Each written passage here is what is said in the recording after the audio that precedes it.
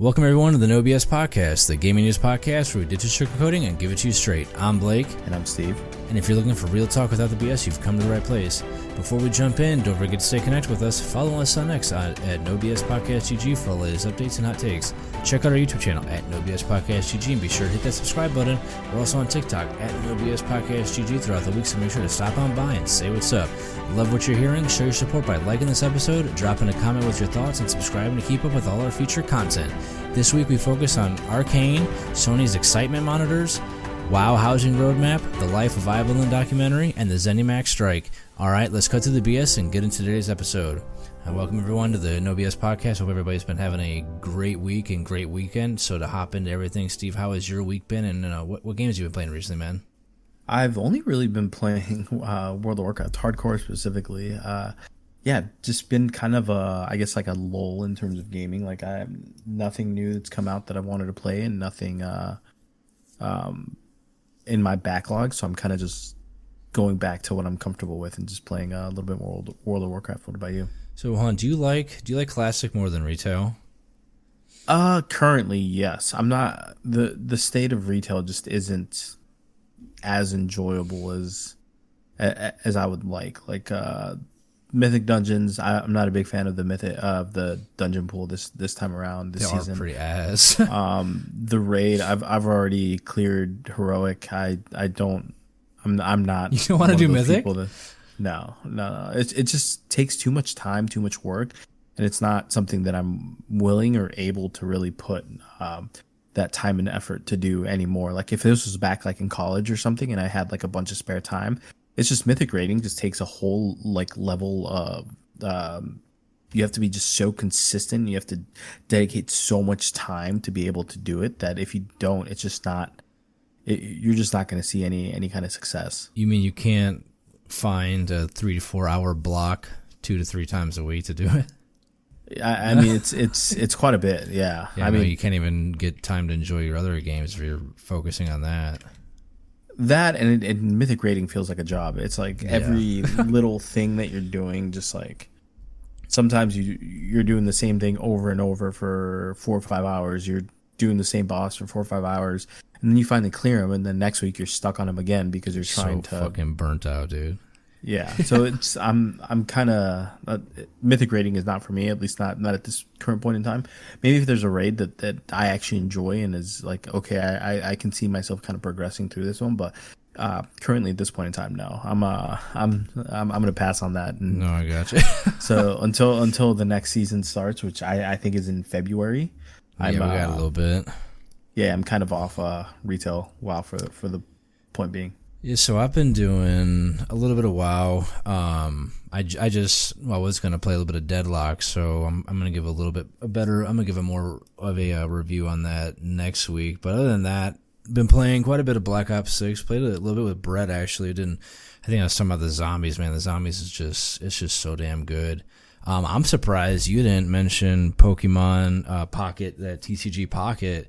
I don't want to call it obsessed, but I got like my notifications turned on for the game, so I know when I get the free packs. And so I know you were how jealous were you when I showed you that fucking they call it the God pack, where like everything. Yeah. And so, dude, I googled it. I went to Reddit and I posted it, and then I saw on their subreddit it's called like it's a God pack mega thread.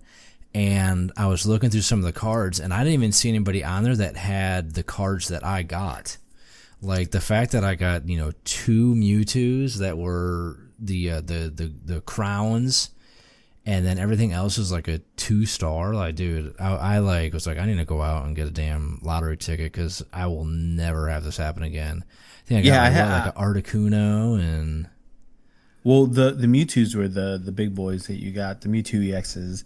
I had no idea that you could get those in the game. I know they're a thing in real life, and I've seen a couple people pull them in person.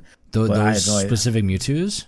No, like a God pack in general. Basically, everything you pull is a hollow, and I mean, it's extremely rare and extremely difficult to pull. So, yeah, when I saw it, I was like, holy crap, this is crazy. I do. I told Megan, I was like, I gotta send this to Steve. Yeah, so I got 2 Crown Mewtwo's, a 2-star Venusaur, a 2-star Gengar, and a 2-star Articuno. All in one freaking pack, dude. Yeah. I said, look at the text right now. I sent to you. He goes, that was one pack? What the fuck? I feel bad. So let's hop into this first one. So Arcane Season 2 came out earlier this month, and they haven't released all the episodes yet. It's been released in like acts. So Act 2 just came out. So right now you can only watch 6 episodes so far, and I think they said Act 3 is coming out in a I think it's next weekend, right? Yeah, next weekend. So I haven't watched any of Season 2 yet because I'm still working through Season 1, and I'm loving Arcane altogether.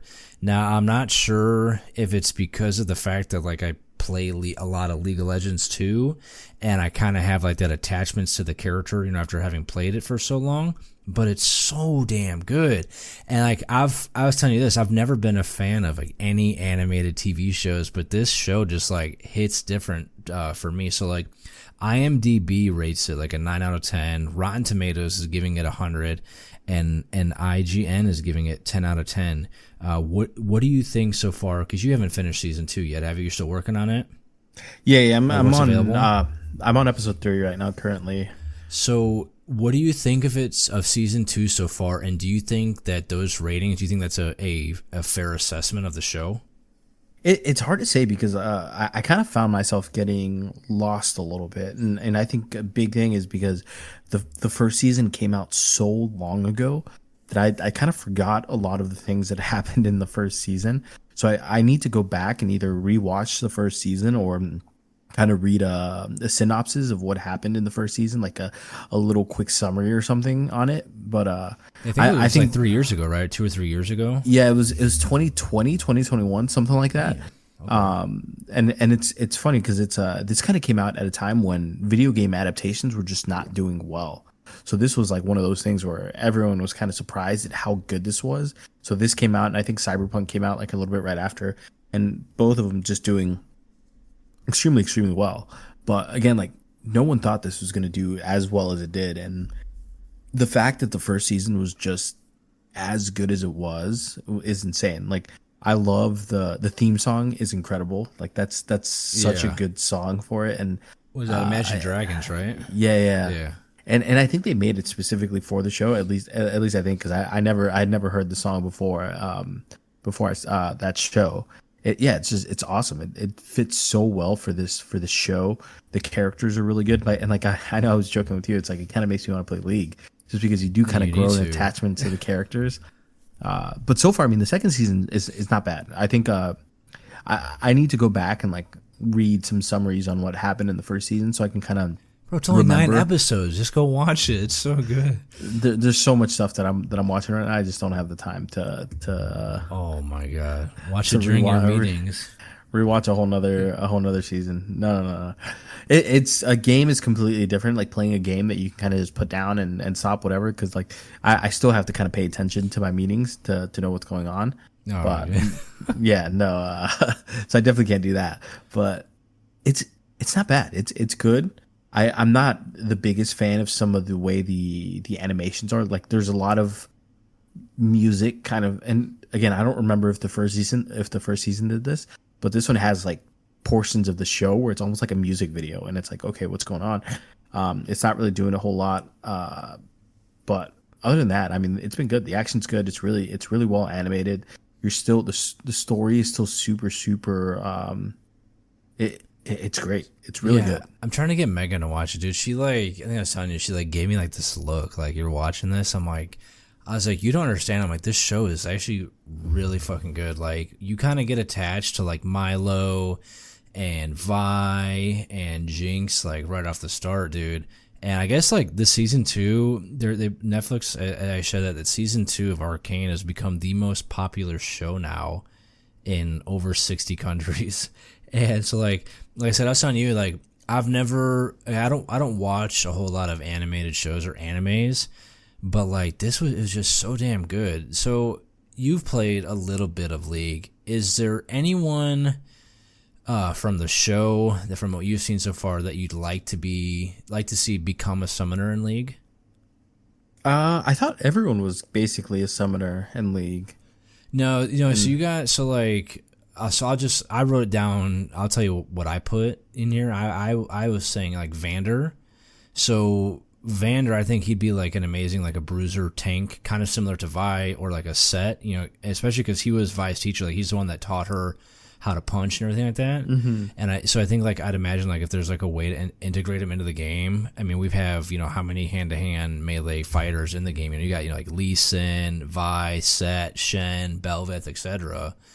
Like I'd love to see. I mean, it's just dude like that fight scene between him and what's it, Silco, was so freaking badass, dude, in season 1. And like I was like, I'd love to have him in there. But yeah, there's tons of the characters in there that aren't in there yet, or that aren't in there in general. Like because like even like Ambessa just got added to League. Was that like last week? But she didn't get introduced until the second season, so you like don't really see her at all. Well, yeah. Well, I'm just talking about like so far from like the first season. I would like to see Vander because he's such a cool character. He's a freaking the barkeep. Like he helped like lead. He's like the leader, of the underground, their group. So I don't know. I think it'd be cool to have him in the game. But so what's been your favorite part of the show? The story for me. I just had no idea that League had kind of this whole lore tied into the game. Like when you see the game, it just seems so like, at least for me, like you would kind of think that this is a game almost like I guess I'm trying to think of like an example of this. Just random characters just kind of thrown in. Like each character has their own like backstory and all that, but they're all kind of just thrown in there, and you don't really think that they're kind of connected together. Yeah. But this kind of shows you how deep everything goes and how connected everyone actually is. So I was reading too, like this season 2, I guess, is like the last season of it. Do you feel so? I was really sad to hear about that. So do you think that they should continue it, or like, okay, because this was kind of like the lore of like Caitlyn, Vi, Jinx, what you had, Echoes in there. Echo, Victor, Jace. Like there's a lot of characters with a lot of lore in there. Like you got not Nasus and Renekton, who are brothers. You got Garen and Lux. Like I hope that they can like make it like a thing like that where like every a season or every do 2 seasons of it where you explore more of like the lore of some of these characters. Like you said, you don't really understand. Like there is a lot of lore behind these characters, dude. Like there's a shit ton. Well, so Riot actually almost gave up on doing all of this after the first season because of how expensive the first season was for them. So it was like $200 some million or something. That's what they spent on the production of it. So I'm actually surprised they kind of decided to kind of jump back in. I think it's one of the lead developers for the show actually left the production because he just didn't like the way they like the direction that they were heading. I guess what kind of happened is they didn't want to write the story. They were just so focused on getting everything animated and making everything first before they started writing the story and writing the script. And he just didn't like that idea. He wanted to make sure sense. He's like, we need to get the story first. We need to get everything else going, and then we can kind of start animating the show. But I guess they opted for going a different route, which didn't sit well with him. So who knows? But I don't know. It just depends on how this ends. I think the whole point of it is to kind of show you why people are fighting to destroy each other's summoner rift. Is that what it's called? Yeah. Summoner's rift. So maybe that's going to be the whole point. It's basically the underground versus the main level people, and that's the whole point. Everyone's trying to destroy each other's summoner's rift to win the war. And then each one of your things summons these random freaking minions that you can kind of send to attack, or weapons and all that. So I think that's going to be the whole point. It's basically just show you like, okay, so now you know what the point and why people are fighting each other. Yeah. Just to give like a whole backstory of like League of Legends, like why you're doing what you're doing. Yeah, kind of. I think that's all they're really kind of trying to prove. But like I said, there's so much in there that they could really get from. But who knows if they go that far in? It would be interesting to see, but it just depends on how much money they want to spend. Really, realistically. So, do you have a favorite moment from the show that you could like your favorite scene or anything like that in there? I think the final explosion is pretty cool in the first season. Well, I guess you haven't gotten that far, but you kind of get to see there's a really cool thing that they do. At least so far, I only really remember seeing it with Jinx when she brings out her little rocket thing, and it kind of looks like her ult. Yeah, because it's So I thought that was pretty cool how they showed that. Well, I haven't seen that yet. So my favorite one it was actually like really sad. So I think it's like episode 3 or 4. So Jinx or Powder, because she changes her name to Jinx. She was left home by Vi, Milo, and Clagger because they went to go rescue Vander from Silco because Silco captured him. So she goes there and she has like that monkey bomb full of like those little blue crystals, and she throws it and she ends up killing Milo and Clagger. And it cuts to Vander seeing Milo and Clagger, under all the rubble, and then you see Vi, and you can see like this like look in Vi's eyes. You can see like Vi sees Jinx's monkey bomb on the ground, and you can't really help but like feel some type of way. So like then like the camera kind of panned to her, and like in that moment, the camera panned to Jinx, and like Jinx is like falling like out of the window, and like she's like ecstatic, like she thought like she had done like some good, and then it goes back to Vi, and Vi's she's trapped underneath like a demolished wall, and she's looking over at Milo and Clagger, and she's just realizing like her best friends, who like they're pretty much all family, they perished because of Jinx. And at the end of that episode, Vi leaves Jinx behind, and Jinx ends up in Silco's arms because he sees her, laying on the ground crying. And I think he kind of was like taking advantage of it, like, all right, come fight with me. And you could just see like how angry Jinx was to have been abandoned by Vi, and it's like so good, dude. Like I can honestly like go on and on and on about that episode, but that was like I'm telling you, dude, like it's. If you have not seen Arcane, like you need to go watch it because it's so fucking good, dude. Yeah, no, it's definitely incredible for sure. Yeah. So how about the next one, man? Sony has been extremely busy lately, I guess, filing multiple patents over the past few months, and they actually did something pretty cool. One of these patents, the most notable one being, they're allowing the makers of PlayStation to monitor your excitement to adjust the difficulty level in games as well as the visuals and frame rate. So what do you think about Sony basically having access to your, I'm going to call them your vitals, or your body metrics in such a way? Yeah, I'm just curious to see how they're going to get all that. I know reading through it does kind of seem like they want to connect to an external app like your phone or something like that. And I mean, realistically now, like most people are wearing some sort of, whether it's an Apple Watch or wristband that kind of tells your heart rate. So there's definitely things out there that people are already kind of wearing that they can kind of connect to. I just wasn't sure if they were gonna like implant some sort of device or something in their systems where like now they can kind of tell based off how you're kind of interacting with the game, whether you're swearing or you're doing whatever, or they were going to put like heart sensors on the controllers and just kind of increase the price of the overall game by a lot more. So I'm not 100% sure. I'd like to see how they go about doing it. That would be super interesting to me. Have you ever seen the TV show Black Mirror on Netflix? Yes, a couple episodes. There is an episode of these two guys that they're like childhood buddies, and they had like a gaming system, and it's like there's a chip that they put like on their but like on their temple, and it like takes them into like the game. I don't want to spoil that. No, I've seen that. Yeah, where they end up like having sex. Yeah, having sex with each other. Oh, like imagine like Sony does some shit like that. But so yes, like the patent mentions that it's basically for like a mobile device, and kind of similar, like you said, like how you have like these health apps on your phone that like track steps and heart rates. So it would essentially be doing like the same thing.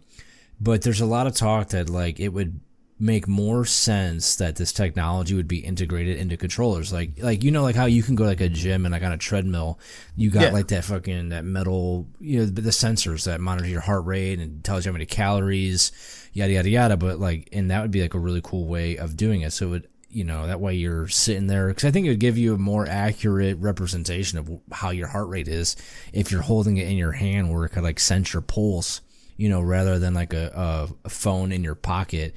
Do you think that games could? Oh, here, you go first, real quick. No, I was just gonna say it would probably like the only way your phone can really tell your heart rate is like based on if you're wearing some sort of, whether it's wristband, ring, like an Oura ring or whatever. With it? Yeah. Like your phone can't really tell your heart rate just from being in your pocket. It counts like steps somehow. I'm like, I don't understand how it tracks that, or if it just like feels itself like bouncing. Well, it counts steps based off because it has a GPS in the phone, so it knows if it's moving. It knows when you're doing that. So that's how you get your steps and your like projected calories, basically. But in terms of heart rate, like you have to have something that's kind of relaying your heart rate information. But I think either way would be good. I'm just a little hesitant to see it on the controller, because I think that's going to increase the price of it by a lot. Yeah. So do you think games could benefit from like monitoring your excitement or emotions to like better enhance your games? Like for like example, like a horror game that monitors your heart rate to like perfectly time jump scares, etc. Yeah, I think that would be super cool. I know there's already some games that basically track how you're doing in terms of difficulty, and if you're constantly replaying the same level, they'll gradually decrease the difficulty and gradually increase the difficulty based on how you're performing. So if they're able to do something where it's like now they're tracking everything you're doing or how you're feeling as a person and as a being while you're playing the game, and they're gonna incorporate that to adjust levels of difficulty, that's insane. Like that's awesome. But that also kind of goes to show you, it's like how much more how deeper are they going to go? Like, does this kind of just open up a rabbit hole for now? All these game developers are just going to start looking at this as like, how can we incorporate heart rate? How can we incorporate all this stuff? Like, I think you see it on Twitch now too. Sometimes like you'll see people are wearing the heart rate monitors while they're playing games, so they can show people how into the game they are, or how stressed out they are, or how scared they are. Yeah, just stuff like that. Do you think? I think it'd be really cool in like a VR, like you're playing Phasmophobia or like The Forest in VR, and like imagine like it's nighttime in the forest and your heart's like kind of beating fast, and all of a sudden you turn around and then that's where you see all the fucking this scary shit. Like I think that'd be cool as hell. I do. My only concern with this is because of how big Sony is.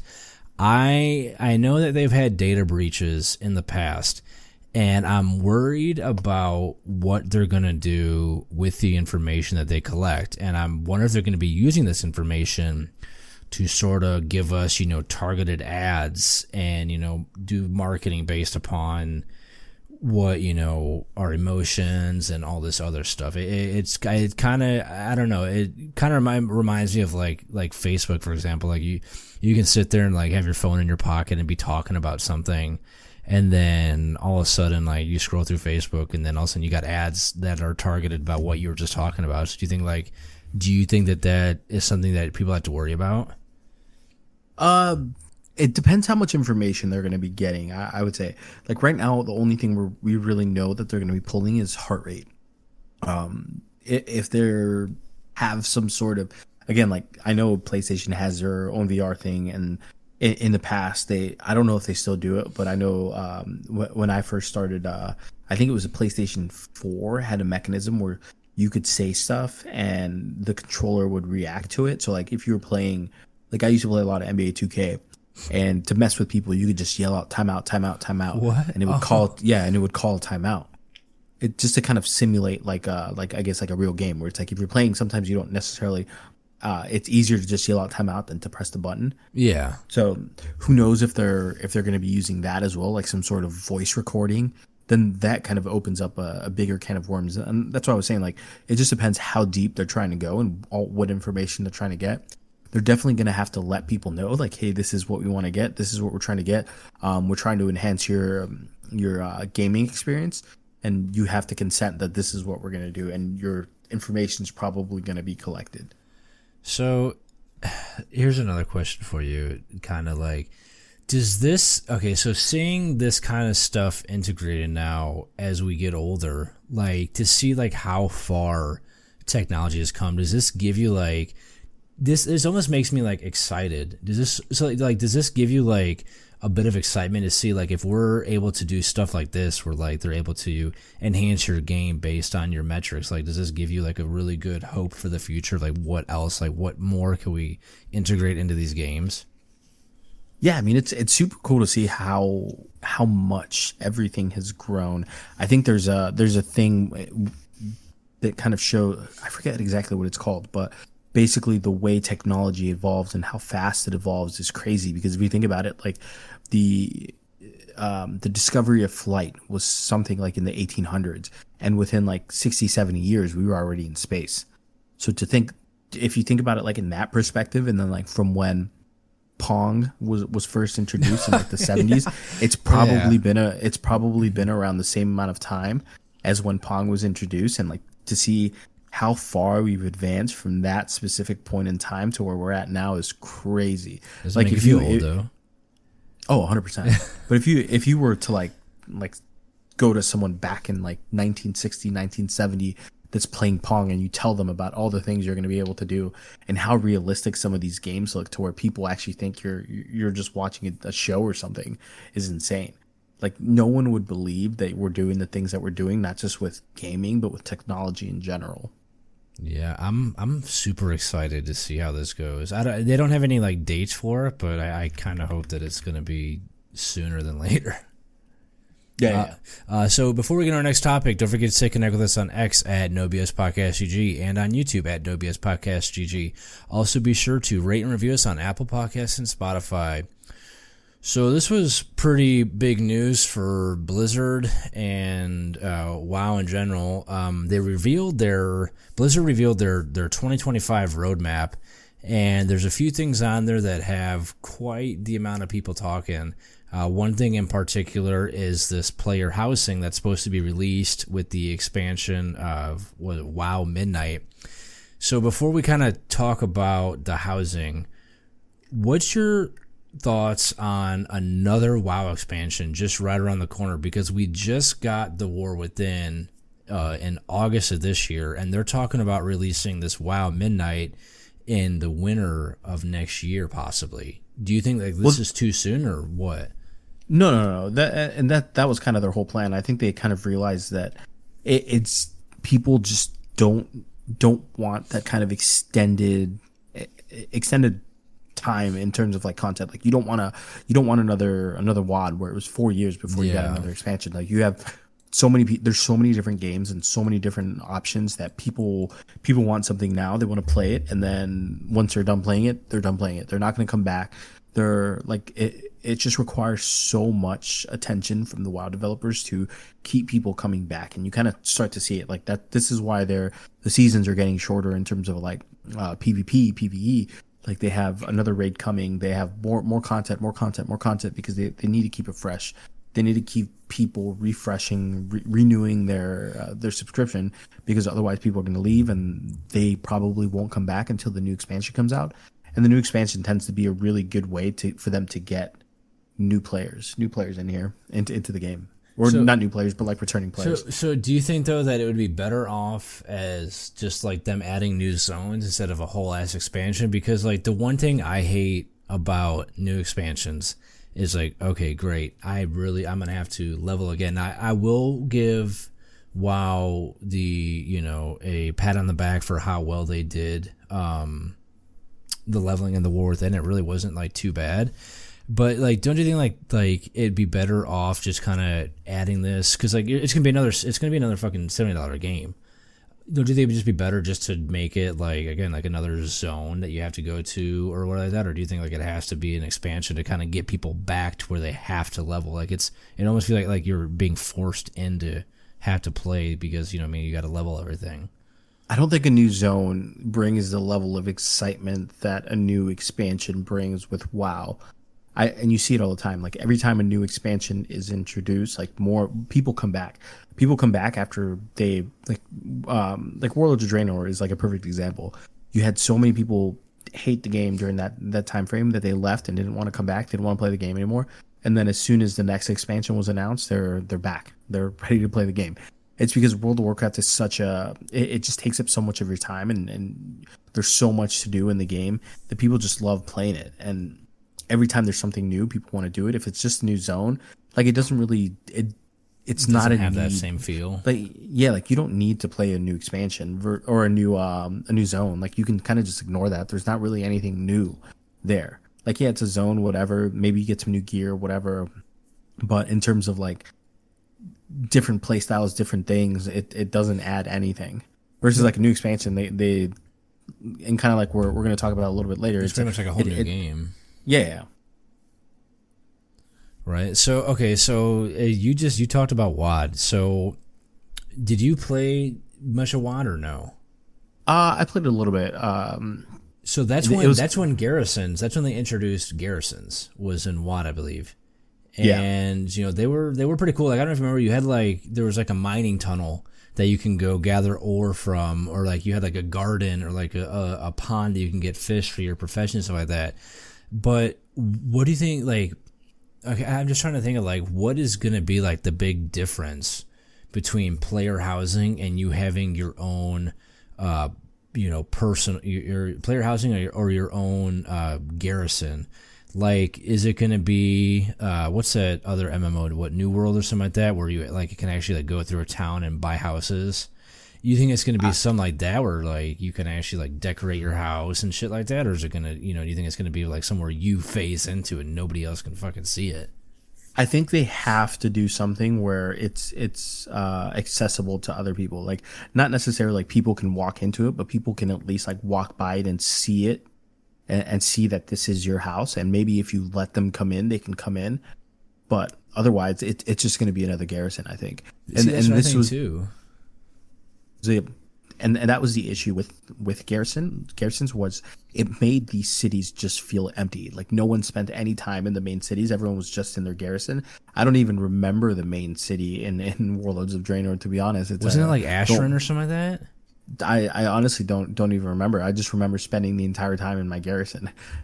Well, yeah, because I mean, like, you had your professions there, you had a guild bank, you had everything you needed in that garrison. Yeah, and that's where you choose where you want to go next in terms of like the zone. So once you finish with one zone, you just go into your garrison and you choose where you want to go next after that.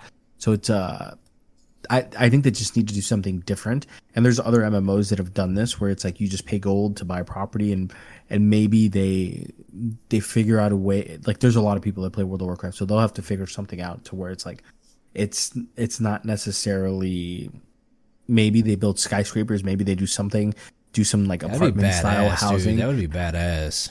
I'm curious to see how they do it, because it has to be something different. It can't be another garrison, because otherwise it's just going to be a whole lot of the same. Yeah, well, because like, okay, so when Throne and Liberty came out, one of the biggest things that people were so excited about, they're so happy about, was, and I think you said the same exact thing, it was like when you went to the major cities, you freaking saw people. It made it feel like, the game was alive, and all the, you're seeing people walk around. You see them in the same zones as you questing. So like, I think if like I'm in the same boat as you, I think if they do this housing, like it has to be a way that you're not, phased off from everybody else, because there's nothing worse than like going to these major cities in the game and there's nobody there. I mean, like, dude, like there's hardly anybody in like Stormwind. There's hardly anybody in Dornogal. I mean, it's not better now, but like all these other new cities, like there's barely anybody in. And like if you introduce housing, in a way that phases you out from somebody from everybody else, I think it's gonna just be fucking miserable, and I think it's gonna be so hated by the community. Yeah, no, 100%. And like I saw a couple people that were excited about it, but I don't know if they just didn't experience how garrisons were and just didn't get to see that. Like I love, don't get me wrong, I loved my garrison. Like I love the idea of having a space where it's just you and your friends and you can kind of just do whatever. Like the amount of like what we used to do is like 1v1 tournaments in our garrison. It's like you'd get a raid together and you just all phase into a garrison. And if it was the upgraded garrison, you'd have it just be huge and you could just do all sorts of stuff and we'd just have like 1v1 duels in there.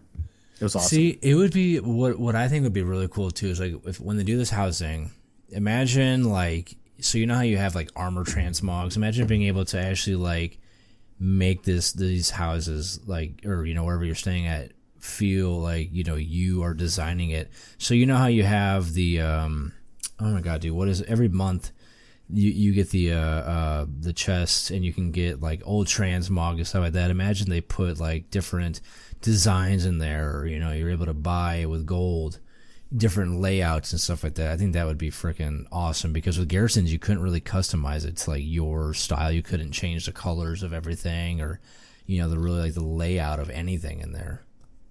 Yeah, no, for sure. I think they're definitely going to, like, it does sound like they want to add a different level of customization, but so who knows what all they let you do. So the on the roadmap, was there anything on there that really excited you for a while, like that make you like, man, I'm really looking forward to what's going on in World of Warcraft now? Not really. It's just a lot of the same stuff. But I mean, I enjoy a lot of the same stuff when it comes to World of Warcraft.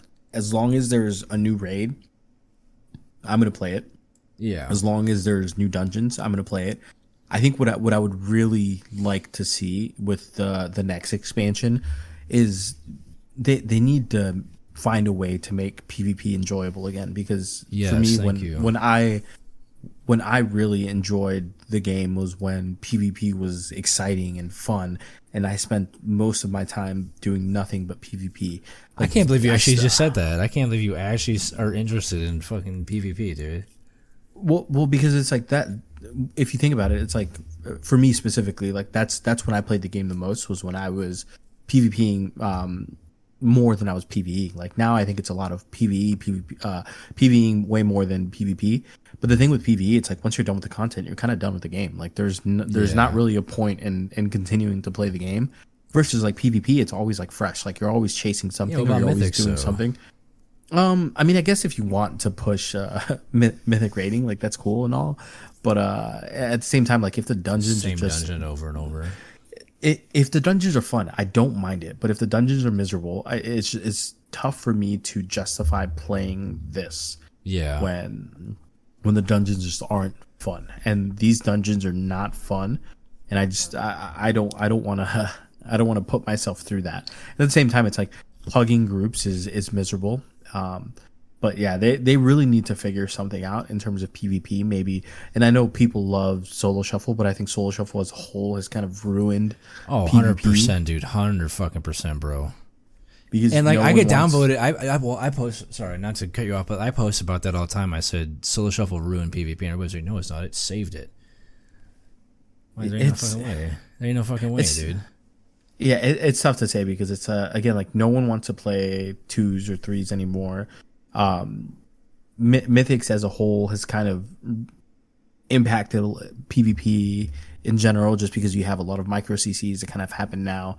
There's so much that kind of goes into it, and they just need to figure out a way to make everything work. If they don't want to really do anything with PvP or PvP, they just need to get rid of it. Like that's the thing. I think they need to make it its own little game. You know, free to play off of, you know, the game. That's my opinion. Well, like Zaryu, a big WoW streamer, made a really good point about PvP. I don't think it'll ever be. I've PvP'd pretty much since I've played the game. It's all really done. I mean, I've dabbled in PvE here and there, but I've always been drawn back to PvP. For me, it's like it used to be there. It doesn't feel like there's really like any single target abilities anymore. It's like everything is cleave, and that's because of Mythic Dungeons. So like if they can figure out a way to separate those two, like I've made the suggestion about Like let's just say, for example, like micro CCs. A lot of people complain about micro CCs. You got DKs that got like 3 grips, you got blinding sleeve, you got all these stuns and disorients and whatever. I wish there was a way to similar to how we have PvP talents, that they have PvE talents where a lot of those abilities were in there.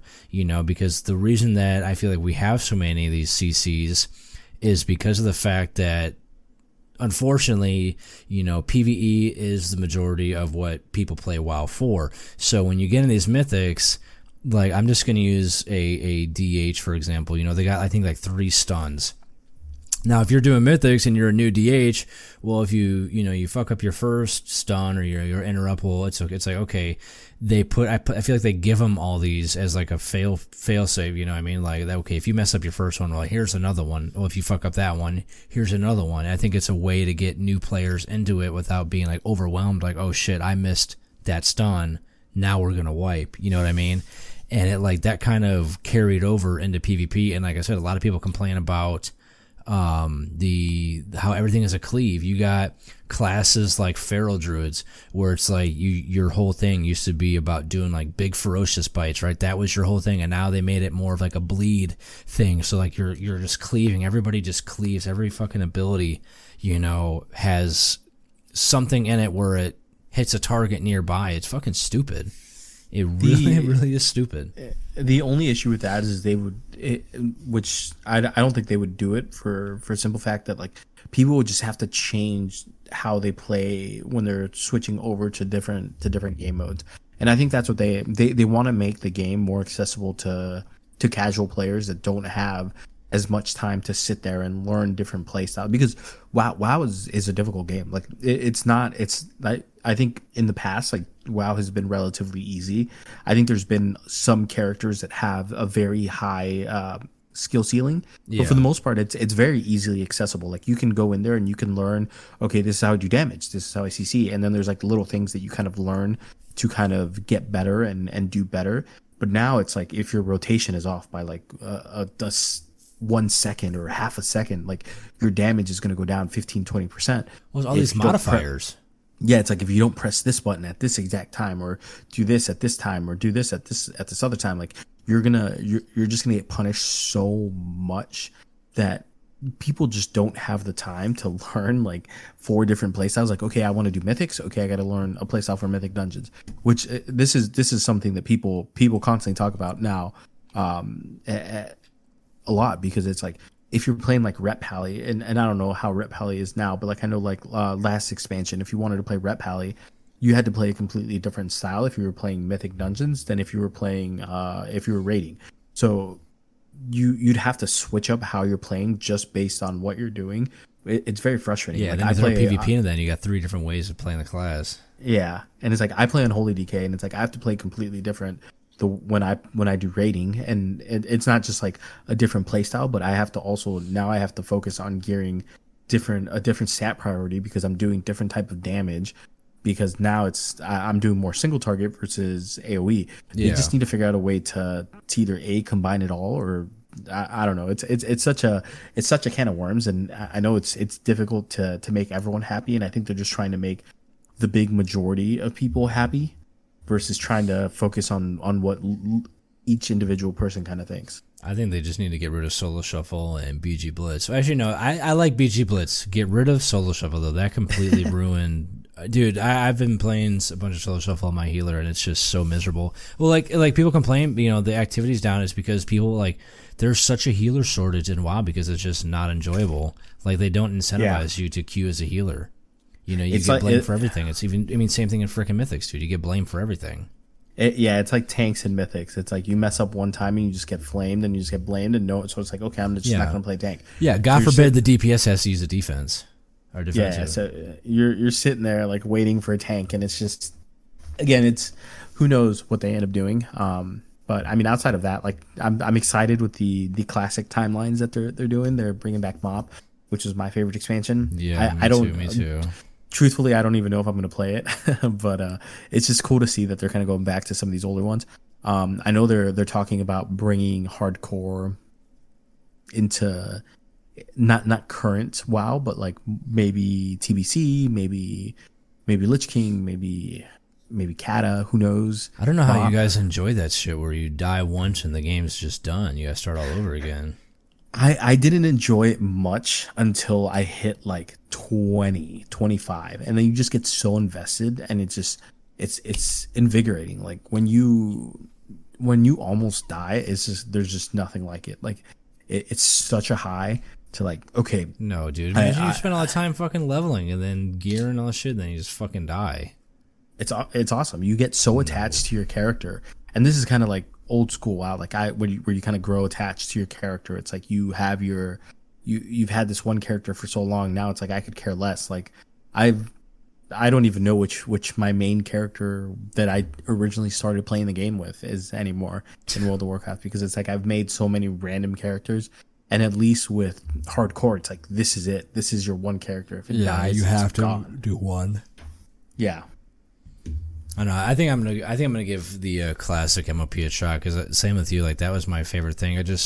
I don't know how active I did it for PvP. I mean, I did raid Siege of Orgrimmar, but I didn't do much other than that. I think that's when they introduced Mythics, wasn't it? Was an MOP? No. Or no. They had the what was the dungeons? Challenge. Yes, thank you. There you go. And then it kind of developed into Mythic dungeons. Yeah, I think Mythics were in Legion, maybe. I'm not 100% sure. I didn't really play much of Legion. I kind of took like a very long, extensive break from the game between BFA and Shadowlands. Yeah, is that the expansion right before this? Yeah, Dragonflight. Yeah, it's the one that you had to do the oh my god, what Torghast bullshit. Yeah, everybody fucking hated that too. Whichever expansion was before before Dragonflight. Yeah, that was Shadowlands.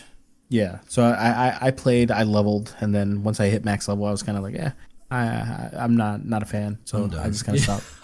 Yeah. So, how about our next segment here? We've been meaning to talk about this for a bit now. There's a documentary based on Mats Ibelin life and basically his character, I guess you can call it, in the World of Warcraft realm. So Mats had suffered from, sorry if my pronunciation of this is wrong, Duchenne muscular dystrophy, which didn't allow him to have a very social life, and he was able to escape his handicap and all that through World of Warcraft. And this documentary basically goes on about he'd been playing for 8 years. He joined this guild called Starlight, and they didn't even know that he had a disability or that he was even wheelchair bound until he disclosed it. I think it was probably a few months before his death. Now this movie, like, kind of, I don't know how to explain it. Like it got me in the feels, because like we've talked before about gaming in that we use it as like an escape. And you log into, WoW or League or whatever, and and whether you're like depressed or like mentally unwell, when you log into these games, like none of that stuff exists anymore. So like I'm sure I could speak for a lot of people, I've suffered from depression or whatever, anxiety, and like I hop into, WoW or any of these other games, and it kind of goes away, it's an escape. So I thought it was really interesting to see too how this guy, he didn't have his parents thought he had no friends. And they started getting all these emails after his death. They posted on his blog. This guy, this Mats, he was able to fall in love and make friends and live life through World of Warcraft. So how did you feel about this movie? What's your overall opinion of it? I thought it was awesome. Again, like we've talked about it a lot, how important gaming is for us and how much gaming has done for us, and especially World of Warcraft. Like we've been playing WoW forever, and the amount of people that I've met that I can call friends, that I've gone out of my way to go visit and met in person, and it's been incredible. Like I think this game has done so much for so many people, and not just not just in having something fun to play, but allowing people that Mott's that had a difficult time going through life, not able to move around and do the same things that other kids are able to do. He was still able to live what he thought was a meaningful life and meet friends, fall in love, do all the things that he thought he was never going to be able to do just because of this game. How was it? Okay, so like at the end, they were showing his funeral and people were getting his eulogies. How did it make you? How did you take that? Like, I was like, man, like it's weird, like for me to see like how much of an impact you can have like on people that you've never even met in real life. And like to hear these like words that people were saying about him, about how, he was such a great person, like, and he was there to, he was there as like a shoulder for people to lean on, and he listened to people's problems. I mean, there was a part in there that there was a mom whose son, has autism, and through World of Warcraft and with the help of Mott's, he was able to overcome something to where he didn't want to like touch his mom. He loved his mom, but he didn't want to touch her. And it finally got to a point where he was able to give his mom a hug, and like just to like hear these things. Like how did you take, like how did you feel about that? Yeah, I mean, again, like WoW is more for me specifically, and I'm sure you kind of feel the same way. It's more than just a game. Like, you've spent so much time in this world, and you're kind of subconsciously living through it, because you see you see when it changes, you see when things happen, you see when people come, you see when people go, and you kind of get to meet people, and you get to interact with them. And sometimes it's not just always about what's going on within the game. Sometimes it's stuff that's happening in real life, and everyone goes through difficult times. And like you said, people use gaming as an escape, but sometimes being able to deal and talk with your issues, whether it's in game, it does help a lot. And you kind of saw it with the kid specifically, where he basically said how he just couldn't stand anyone. Like, he just wanted to be alone the entire time. And because of World of Warcraft and because of Mott specifically, he was able to kind of go out and socialize. And now he felt like, okay, this is great. Like, this is awesome. Like, people are not all terrible. Like, people are good. Like, there's some good people out there. I think it's a good way of like being able to express yourself, or like air out your concerns without having to worry about being judged. Because I mean, like, if you disclose this stuff to like a friend or a family member, like, you almost feel like, are they going to judge me for this stuff? But like in these games, you're like, well, if they say something, I'm never going to see them again. So it kind of makes it a little easier for you to open up about issues going on. That and you're not really worried about like what's going on in your real life. Like, you can be whoever you want to be. And that's what I think is awesome about this game. It's like Mats was going through this difficult time with his disease, and no one knew what was going on. Everyone thought he was fine. Like, everyone thought, okay, he's just a guy that's on WoW all the time. Like, you don't know about it.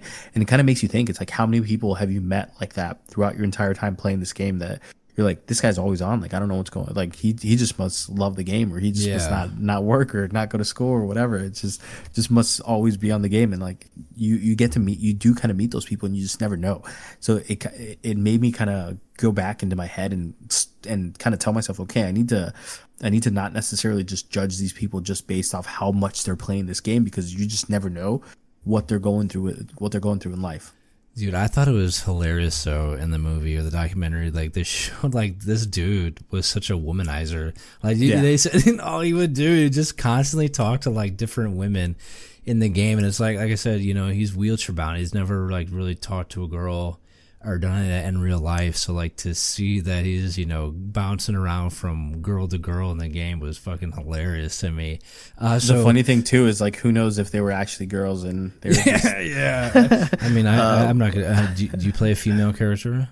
Yeah. Yeah, of course you do, you fucking slut. No, but there was also kind of another thing I wanted to touch on, and I think we've talked about this in the past, and this is kind of why I kind of feel like the whole LFG concept of World of Warcraft has kind of ruined the game that we enjoy so much. Like, it's ruined there's no more like social aspect within the game. Like I can't tell you how many times I've logged onto onto the game and just not talked to a single person. Versus like in the past, like I would log on and if you're not in a guild, you're instantly getting spammed with guild invites, and people are trying to get you to join their guilds, and you're able to start conversations with people in the guild. And now it's like you join a guild and maybe one person talks and maybe no one talks, and it sucks to see, but it's hopefully we kind of revert back to previous times. Well, that's kind of like why I liked PvP back in the day too, is because you didn't have LFG. You had to like form an actual team, and you'd have to actually, you'd have to be social and meet these people in the game to form a team. I think you even had to be on the same server. Just like people were, all the Horde was on Tyke, and all the Alliance was on Darkspear if you PvP'd, and that was the way you were able to get your team, Well, you would still use like add-ons like OQ and stuff like that. Yeah, but that was after they allowed cross server, was when OQ, because you had to be on the same server. You couldn't cross server arenas. So yeah, because I think it was around like MOP or something like that. Yeah. OQ is big in MOP. I think because I remember Kata, I had all my characters on Tyke, and I had to use trade chat or general chat. Actually, I think they even had a looking for chat. And that's what you use to find people, to raid, or, if you weren't in a guild or whatever, you'd use that for PvP and stuff like that to find people to play with. Yeah. But so this documentary got an 8.3 out of 10 on IMDb and a 98% on Rotten Tomatoes. Do you think that it is worthy of that rating? Yeah, I think this was extremely well done. The way they animated the characters to tell the story was awesome. I guess they hadn't even asked Blizzard for permission to do this until like about halfway through when they started making this. Can you imagine they said no? Yeah. And Blizzard's like, no, you need to not do this. I mean, they would have been probably villainized for doing this, but I know they have something for Ibelin in Goldshire. They have like a little tombstone for him, and then they introduced a pet that you can buy to donate to Duchenne's. So I didn't think that they were ever going to deny it, but I just thought it would be pretty funny if they were just like, yeah, we're not going to let you use our character models. You have to figure something else out, and they would just have to kind of start from scratch. It sounds like something like Call of Duty would do. Remember they shut down that private server? Yeah, but I thought that was so cool. Like just kind of seeing the areas like where he would go, like how he would spend his first 30-45 minutes of logging on just running around Azeroth. Yeah, because and you kind of think it's like, why is he doing this? And it's like then you realize, oh, he can't do this in real life. Yeah, that's what you're saying. Like you don't understand that people do these things. Like you don't try not to judge them because you don't know what the hell they're going through. Yeah, so I thought it was super cool. See, I would like to see a documentary about Wreckful. Now he was, I don't know, you know who Wreckful is? Yeah, I was I watched him a lot during college, and I definitely interacted with him a lot more than I have with like other streamers. He was one of the first or the only streamers that like passed away that I was like genuinely like really sad. I mean, his circumstances were a little different. Because of, I mean, the dude was like getting harassed all the time, bro, like just constantly being cyberbullied, but I thought it was really cool, even like WoW had an NPC named after him, but I would love to watch a documentary on him, especially because like you said, I mean, I watched so fucking much, gameplay of him, but the only question I had about, so were you going to say something else, sir? No. Oh, okay. So like the only question I have about this movie is, why specifically was this made about Ibelin? Like, I feel like, there's tons of other gamers in this game or, other games who have suffered from diseases, or maybe even the same diseases he has, who the movie could have been made about as well. But why do you think they specifically chose him? Do you think he just had like such a big impact on so many people that it's just like... I think so. I think they kind of just decided to, like the parents decided to tell his story. Like they saw how big of an impact he had with all these people that they wanted to get the message out. And who knows if they're using the funds of this to kind of help with continuing to find a cure for Duchenne's. So maybe that's their thought process is like, okay, our son died. Let's see if we can help other people out because no one should have to go through this terrible thing. Let's see if we can figure out a way to find a cure for this. So I'm not 100% sure. Maybe the parents were like, okay, yeah, this is awesome. Let's get this out there. Let's get this story out there and make some money, and then donate the money or do whatever with the money. That's the only thing I can really think of. Yeah, no, that I guess it does make like perfectly good sense. So before we get into our last topic, if you're enjoying this episode, don't forget to stay connected with us on X at NoBS Podcast GG and on YouTube at NoBS Podcast GG. Also be sure to rate and review us on Apple Podcasts and Spotify. I guess before we get into the last topic, what would you rate the documentary? Oh, what would I personally rate it? Yeah, I'd rate it 9 out of 10, dude. I thought it was really good. Like Nice, I said, nice. WoW, and it's like, oh my god, I'm about to go into a little rant right here. WoW has been such like a big part of my life, dude. Like I've been playing for such a long time, and it was like, you know, trying to explain the impact of this game to people who have never played is very hard. Like, you know, I was telling Megan, dude, it was actually kind of, I don't want to say funny, but she actually like started crying in the movie, and I was trying to tell her, I was like, you know, you could, you know, I know like I get a lot of shit from her for how much I game and stuff like that. I said, but you just don't understand like what it is. Like we've grown up on this, dude. Like I don't know if it's just because, you know, we have grown up on it that it hits different for us or what. Yeah. But like it was I don't know. It was just such a fucking good movie, dude. And like I said, it just made you think of like you said, like you don't know what people are going through or why they do the things they do in games. So it's so easy to and quick, you know, it's so easy to be quick to judge people, you know, for things. But anyway, what would you give it on rating? Like an 8.5, 9 out of 10. I think it was incredible. I thought it was really good. Did you cry? Don't lie. I definitely Don't got choked lie. up. No, I definitely got choked up. It was definitely very, very sad. I think when his guild were the ones that were carrying the casket, that was pretty sad for sure. Yeah, I loved the eulogy. Just to hear all the things they said about him was kind of fucking Yeah.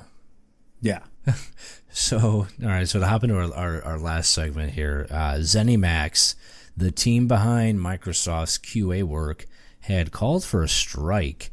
I guess because Microsoft has been outsourcing their work without addressing the topic with their union first. Now, the strike actually featured members of the Fallout, Doom, and Starfield development teams, and the strike lasted, I guess, only 1 day before they, ratified things. Now, I guess they've been unionized for almost 2 years now. They got unionized at the beginning of 2023, and they're the actual first union officially recognized under Microsoft. So what do you think about these? This isn't the first time we've heard of these developers or, employees going on strike for these gaming companies. What's your thoughts on this? I'm curious to see why they're outsourcing. Again, like you never want to see people lose work, but if there's issues, especially with the way the gaming landscape has been the last couple of years, where you're seeing a lot of games that are getting released that are not necessarily completed. So maybe Microsoft is kind of using this as a way to say like, hey, you guys aren't really doing your job, and we want to make sure that we're putting out the best quality out there. Yeah. So we're just gonna have to outsource this. And I know a lot of people were complaining that that they're kind of forcing them to go back into the office. Well, we've seen a few strikes about that, right? I mean, I know like Activision, and there's a few others that have striked just because they were being told they had to go into an office. Yeah, a lot, and I think it's kind of messed up if you're hired and you're hired specifically to in a remote position versus like if you're hired on and they're kind of saying like, hey, remote work is available, coming to the office is kind of optional. I don't necessarily see a problem with the company saying, okay, now you have to come into office every day if everything else was optional. Like if they're kind of saying like, you don't have to come into the office, and then like a couple weeks later they're like, you have until this day to come into the office, otherwise you're gonna like be let go. Yeah. So do you think it's better that these big companies outsource like QA and other departments if it means saving their bottom dollar? I'd like to see why they were doing the things that they were doing. Like if they're doing it specifically because they're running into QA issues, then I think that's fine. But at the same time, it's like why not just get rid of your QA team? Maybe the union So just many makes other it so much more. companies are. Yeah, it's like maybe the union is just making it so much more difficult for them to actually do what they need to do. So who knows? But I would like to see why they were doing it, and maybe that'll give us a little bit more insight. The fact that it was kind of resolved within a day kind of goes to show you that it might have not necessarily been as big of a story as it kind of sounded. Yeah. But who knows? It's I'm definitely very interested, and I'm gonna keep an eye on it for sure. Yeah, well, I know I'm kind of tired of these companies outsourcing things, especially like QA, because like let's say like with Blizzard, like you can't even talk to like a real person anymore. It seems without re-escalating the same ticket 20 different times before you finally get someone, someone that's like not an automated response or somebody that you can like an actual human to talk to. Because like I don't know if you remember back in the day, like you used to be able to call them and like actually talk to somebody, and now it's like everything's outsourced to like India and fucking Pakistan and shit like that. Yeah, it's and everyone just wants to figure out a way to save money like so bad that this is their option. This is kind of the route that they want to go to. Well, like I know it sucks, but I mean, I guess when you say that though, kind of, I think I would rather them do that with this stuff than cut corners in the games to save money. Yeah, that's true. That's true, and that's kind of where I'm standing. Like if they've constantly had these issues over and over and over and over again, then they definitely need to do something. Like they need to change something up.